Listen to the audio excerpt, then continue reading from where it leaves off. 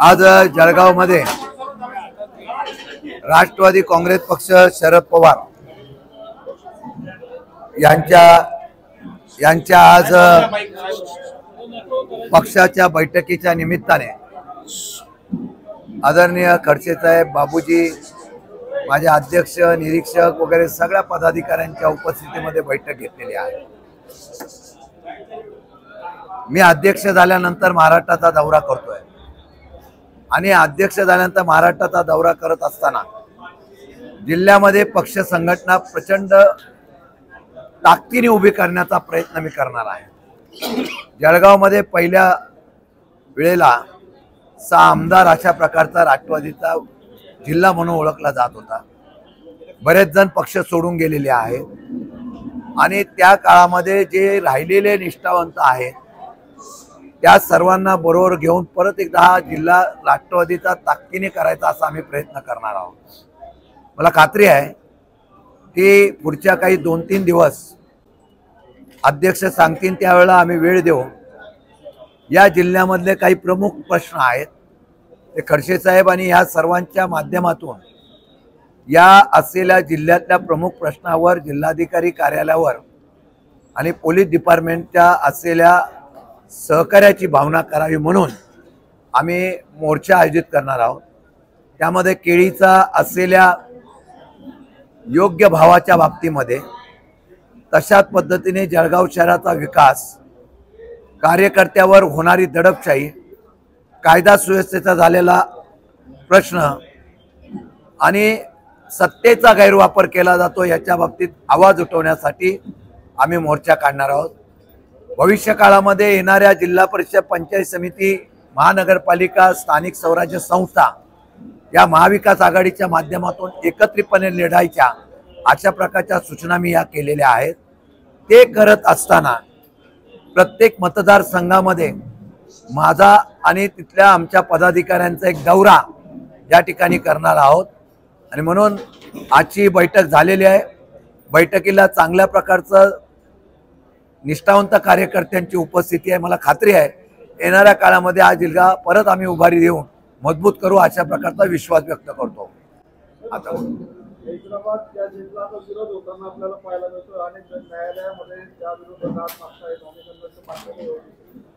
मी या संदर्भामध्ये त्या दिवशी सांगितलं होतं, आत्ताही माझं तेच म्हणणं आहे, सरकारची भूमिका जर कोणाला न्याय द्यायची असेल तर केंद्र आणि राज्य सरकारच्या माध्यमातून हा निर्णय लगेच सुटू शकतो। मग ओबीसीचा कोटा वाढवावा, त्याला धक्का लावू नये, त्यावेळेला असे वेगवेगळ्या प्रकारच्या मागण्या सुद्धा आहेत। परंतु राजकारणासाठी दुर्दैवाने महाराष्ट्रामध्ये आता राजकारणासाठी समाजामध्ये, जाती धर्मामध्ये वेगवेगळे विषय करून ते विषय तसेच चिघळत ठेवायचे, प्रलंबित ठेवायचे आणि त्याचा राजकीय फायदा उठवायचा अशा प्रकारचं चित्र होतं का काय अशी शंका सध्या सगळीकडे सुरू आहे। आता हैदराबाद गॅझेट लागू करण्याचं आश्वासन हे त्यावेळेला एकनाथ शिंदे असताना नवी मुंबईला सुद्धा दिलं होतं। आत्ता सुद्धा तशाच प्रकारचं आश्वासन यावेळेला देवेंद्र फडणवीस मुख्यमंत्री असताना त्यांच्या समितीने दिलेला आहे। आता या संदर्भामध्ये त्यांच्याच मंत्रिमंडळातले मंत्री, खरं म्हणतात हा कॅबिनेट मंत्र्यांचा निर्णय होत असतो, कॅबिनेटमध्ये निर्णय होत असताना तेच मंत्री बाहेर विरोध का करतात, का ते करतात याचा अर्थ वेगळा काय घ्यायचा अशी चर्चा सुद्धा आता लोकांमध्ये आहे। जर त्या मंत्र्यांनी किंवा काही लोक कोर्टात जाण्याचा विचार करत असतील तर याचं स्पष्टीकरण विरोधी पक्षाच्या ऐवजी सरकारने करणं गरजेचं आहे। मला वाटतं की ताबडतोब या बाबतीमध्ये ते सांगतायत की आम्ही त्यांचा गैरसमज दूर करू। काही ओबीसी नेत्यांना ते मान्य आहे, काही लोकांना मान्य नाही आणि काही ठिकाणी लगेच मोर्चे निघाले जात आहेत। माझं म्हणणं आहे आता हा राजकारणाचा विषय न करता भावनिक विषय आहे, त्याला न्याय देण्याचा प्रयत्न राज्य सरकारचे प्रमुख म्हणून मुख्यमंत्र्यांनी ताबडतोब करावा, त्याचा खुलासा करावा आणि त्याचा निर्णय जाहीर करावा। एक मी सगळ्यांची बोलतो। मी एवढंच सांगेल, अद्यापर्यंत त्यांचं कुठल्याही परिस्थितीमध्ये त्यांनी अजून त्यांची युतीचा संकेत, आघाडीचा संकेत दिलेला नाही। सध्या आम्ही आघाडी महाविकास आघाडी म्हणून येणाऱ्या सगळ्या स्थानिक स्वराज्य संस्थेला पुढे जाणार आहोत. ज्यावेळेला त्यांच्या अशा प्रकारचा निर्णय जाहीर होईल त्यावेळेला राज्याचे आणि देशाचे आमचे सगळे प्रमुख नेते मंडळी बसून आम्ही महाविकास आघाडीचे लोक प्रमुख बसून त्याच्या संदर्भात निर्णय घेऊ. राजस्थानची जी मॅच होणार आहे त्या मॅचच्या दरम्यान शिवसेना कार्यकर्त्यांनी जे आहे एक मोठा निर्णय घेतला आहे की राज्यभर माझा हिंदू माझा देश आंदोलन छेडणार आहे. सिंधू के सम्मान में शिवसेना मैदान में अशा प्रकारचे ते आंदोलन असणार आहे. त्याला निश्चितपणाने आमचा सुद्धा पाठिंबा असेल. देशाच्या हितासाठी ज्यावेळेला पाकिस्तानचा विषय येतो तेव्हा सगळ्या धर्माची लोक एकत्र येतात.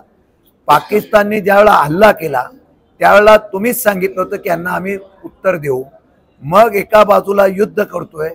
ते युद्ध करत असताना आता जर अशा प्रकारचा सामना जर खेळवण्याचा नियोजन होत असेल त्याला भारताने बहिष्कार टाकावा असं तमाम भारतीयांचं म्हणणं असताना तो सामना खेळवला जात असेल तर फक्त तो सिंदूरचा विषय स्वतःच्या राजकीय फायद्यासाठी घेतला का, तो सत्य आता लोकांमध्ये आणण्यासाठी देशप्रेम काय आहे हे दाखवण्याचा प्रयत्न आम्ही करू.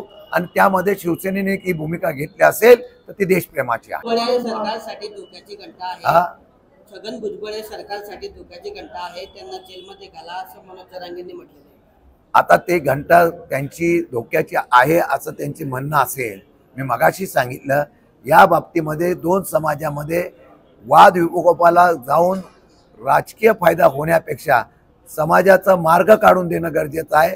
त्याच्या संदर्भामध्ये सरकारने त्वरित लक्ष घालून निर्णय घ्यावा अशी आमची विनंती आहे. आधी प्रतिज्ञापत्रात क्षेत्र कुणबींच्या नोंदीत जात प्रमाणपत्र द्यावं असं सरकारने आदेशात म्हटलेलं आहे. आता त्याला जर चंद्रशेखर बावनकुळे असं म्हणतात की रक्तातील नात्यांचं सुद्धा त्याला स्पष्टीकरण द्यावं लागेल. नाही, आता त्या समितीने आणि कॅबिनेटमध्ये असलेल्या राधाकृष्ण विखे पाटील यांची एक समिती आणि ओबीसीची समिती आहे चंद्रकांत बावनकुळेंची. दोन्ही समितींचा वेगवेगळा अहवाल आहे. त्या अहवालामध्ये जर त्यांच्यामध्ये अशा प्रकारच्या सूचना झाल्या असतील तर त्याची अंमलबजावणी करण्याची जबाबदारी ही त्यांची आहे. तशा प्रकारच्या सूचना झाल्या असतील तर त्याचा निर्णय त्यांनी जाहीर करावा आणि त्याची अंमलबजावणी करण्याच्या वरती मला निर्णय झाला तर दोन्ही, मी परत एकदा सांगतो, दोन्ही समाजाला विश्वासात घेऊन काम करावं. अजितदादा पवार यांनी आयपीएसची बोलले होते. अजितदादा पवार आयपीएसची बोलले होते. तो खूप मोठा वाद झालेला आहे. आपण असं पण म्हटलेलं की जळगाव जिल्ह्यामध्ये प्रशासनाच्या माध्यमातून सर्वसामान्य लोक असतील किंवा विरोधी असतील त्यांना नामोहरण करण्याचा प्रयत्न केला जातो. एकूणच महाराष्ट्रामध्ये सत्ताधाऱ्यांच्या माध्यमातून प्रशासनावर दबाव आहे का? मी तुम्हाला सांगतो की ते प्रकरण झालं त्याच्या मागे अजून एक गोष्ट अशी होती की त्या ठिकाणी अवैध उत्खनन होते म्हटल्यानंतर मला मिळालेली माहिती खरी खोटी माहीत नाही, परंतु तहसीलदार तिथे गेले होते. त्या लोकांनी तहसीलदाराला मारहाण केली. तहसीलदारांना मारहाण केली. शासकीय अधिकाऱ्यांना मारहाण केल्यानंतर तिथं त्या IPS अधिकारी गेल्या होत्या. त्यांनी त्याच्या संदर्भामध्ये कारवाई करायला गेले. कारवाई केल्यानंतर जर एखाद्या IPS अधिकाऱ्यांना, मग ते मंत्री असो, मुख्यमंत्री असो, उपमुख्यमंत्री असो, त्यांनी आपल्या अधिकाराचा उपयोग करून जर अशा पद्धतीने दबाव टाकण्याचा प्रयत्न केला असेल तर तो चुकीचा आहे. महिला अधिकाऱ्यांचं त्यामध्ये मनोधैर्य खर्च होऊ शकतं. सध्या देशामध्ये अशा पद्धतीने अधिकाऱ्यांना दबावामध्ये काम करण्याच्या बाबतीमधली भूमिका पार पाडावं लागते. फक्त सरकारमधले मंत्री नव्हेच तर खालचा कार्यकर्ता सुद्धा मंत्री असल्याच्या आविर्भावामध्ये जिल्हाधिकारी IAS ऑफिसर आहेत. काही लोक नवीन असल्यानंतर त्यांना काम करण्याची जिद्द आहे. जसं IPS अधिकारी ज्यांनी आपला कायदा मोठा दाखवण्याचा प्रयत्न केलेला आहे तशा पद्धतीने करत असतील. जे त्या पद्धतीने स्टेटमेंट केलेलं आहे ते चुकीचं आहे आणि त्या चुकीच्या स्टेटमेंटबद्दल जर अशा पद्धतीने IPS अधिकारी, IAS ऑफिसर किंवा प्रशासकीय अधिकाऱ्यावर दबाव टाकून राजकारण करण्याचं काम होत असेल तर त्याचा निश्चितपणाने आम्ही विरोध करतो. संधी आली तर महाविकास आघाडीसोबत जाऊ शकतो संधी आली तर महाविकास आघाडीसोबत जाऊ शकतो असं महादेव जानकरांनी म्हटलेलं आहे. त्यांनी म्हटलंय की भाजपला लोकशाही संपूर्ण हुकुमशाही आणायची म्हणून आमचा हा पवित्र आहे. भाजप नेहमी स्वार्थासाठी त्या समाजाच्या असलेल्या नेत्यांचा वापर करतो. अशा प्रकारची चर्चा, अशा प्रकारचं मत त्या समाजाचे नेते, त्या समाजाच्या जनतेचं झालेलं आहे. तुम्ही बघा, गेल्या काही वर्षापासून जर बघितलं असेल तर या महाराष्ट्रामध्ये विकासाची चर्चा होते.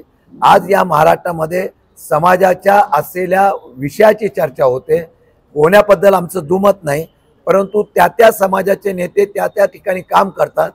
महादेव जानकर भारतीय जनता पार्टीचे सहयोगी पक्षाचे सहकारी म्हणून काम करत होते. आता त्यांची गरज संपली असेल म्हणून त्यांना बाजूला काढण्याचा प्रयत्न पार्टीचा झाला. त्यामुळे ते स्वाभिमानाने परत उभे राहत आहेत. त्यांना समाजामध्ये किंमत आहे, महाराष्ट्रामध्ये किंमत आहे. आंदोलन करणारा नेता म्हणून त्याची ओळख आहे. माझ्या माहितीप्रमाणे हळूहळू अनेक लोक जे महायुती गेलेले आहेत, जे काही नाईलाजाने गेले, काही सत्तेच्या पोटी गेले, यांना सुद्धा तसाच अनुभव येईल. त्याचं प्रत्यंतर महादेव जानकरांनी स्वाभिमानाने दाखवलेलं आहे. महाराष्ट्रात बिहारप्रमाणे मतदार याद्यांची पडताळणी केल्यानंतर सांगितलं जातं बिहारचा पॅटर्न माझी आजही त्याच गोष्टीवर माझं परत एकदा हरकत येत आहे. प्रत्येक निवडणुकीला निवडणूक आयोग वेगवेगळ्या प्रकारचा निर्णय का घेतोय हा लोकशाहीचा शंका घेणारं काम आहे. बिहार आणि पश्चिम बंगालमध्ये आत्ता मतदार यादी या ठिकाणी सर्वेक्षण चालू आहे. दुबार मतदार यादी किंवा बोगस मतदार यादी सर्वेक्षण चालू आहे. मग या महाराष्ट्रामध्ये सातत्याने आम्ही सांगतोय 75 लाख लोकांची बोगस मतदार यादी आलेली आहे. मग त्याच्या संदर्भामध्ये आपण सर्वेक्षण करावं. ते करताना निवडणूक आयोगावर आमचा विश्वास नाही. त्यांनी सर्वपक्षीय कमिटी करावी. सर्वपक्षीय कमिटीच्या असलेल्या मार्गदर्शनाखाली किंवा त्यांच्या सोबत अख्ख्या महाराष्ट्रातल्या मतदार यादीचं परत सर्वेक्षण करावं. सत्य जनतेच्या समोर आणावं. त्याला दूध का दूध पाणी का पाणी होईल. परंतु आजही माझं मत आहे की या असल्या गोष्टीच्या संदर्भामधूनच निवडणुका जिंकण्याचा नवीन फंडा निवडणूक आयोगाच्या माध्यमातून हातामध्ये घेतला का जातो का काय, लोकशाहीच्या माध्यमातून मतदानाला अधिकार राहिला का हा शंका उपस्थित होते. एक कोणीतरी विचार मी आतापर्यंत आता मला माहित नाही आहे. ते आमचे ज्येष्ठ नेते आहेत. ते आमच्या बरोबर आहेत. आतापर्यंत सुद्धा ते आमच्या बरोबर आहेत. उद्या कोण काय करतोय ते मी आज त्या ठिकाणी काय सांगू शकत नाही. कोणी जात असेल तरी त्यांना आम्ही अडवणार नाही. आम्ही नवीन टीम घेऊन त्या ठिकाणी काम करणार.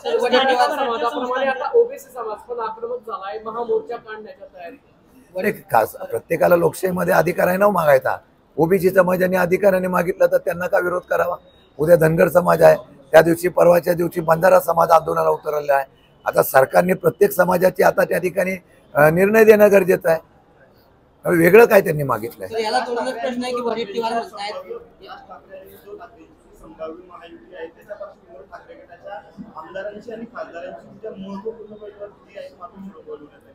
अगा मताचं विभाजन होऊ नये हे महाराष्ट्रातल्या विरोधी पक्षाची भूमिका आहे. आता या मताच्या विभाजनामध्ये पहिलं त्यांच्या महायुतीच्या माध्यमातून काय होतंय, त्यांच्या बैठका होती, त्यांचे निर्णय होईल. ज्या दिवशी निर्णय होईल त्या दिवशी आमचे निर्णय आम्ही सांगू. सोबत राहतील का महाविकास आघाडीच्या दोघी पक्ष, काय वाटतं तुम्हाला? ठाकरे बंधूंची युती झाली तर महाविकास आघाडी एकत्र जर तर आता कशाला बोलू. पहिलं ते जाहीर तर होऊन द्या. ते जाहीर झाल्यानंतर मग आम्ही आमची भूमिका स्पष्ट करू. आता आम्ही महाविकास आघाडी म्हणून एकत्र एवढं तुम्हाला सांगतो.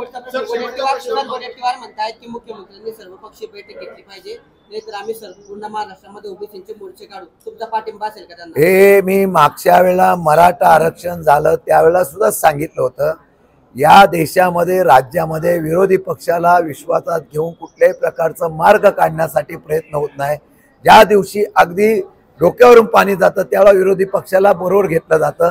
मागच्या वेळेला सुद्धा ज्यावेळेला पेहलगामचा हल्ला झाल्यानंतर पाकिस्तानवर जेव्हा हल्ला करण्याचा विषय आला तेव्हा देशातल्या विरोधी पक्षाला बोलवलं.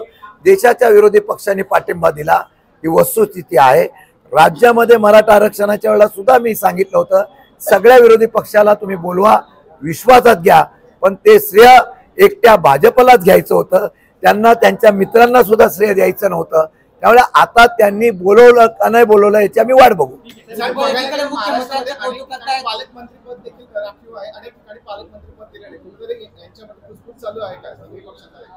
आता तुम्हाला माझ्यापेक्षा जास्त माहित आहे या पक्षामध्ये एक वाक्यता नाही. प्रत्येक जण आपण कशा पद्धतीने मोठे आहोत किंवा माझा पक्ष कसा परत वाढला पाहिजे याचा स्पर्धा करतायत. फक्त दाखवताना सगळेजण एकत्र आहे म्हणून दाखवताय. या असल्या अंतर्गत कुरबुरीमध्ये महाराष्ट्राचा विकास ठप्प झालेला आहे.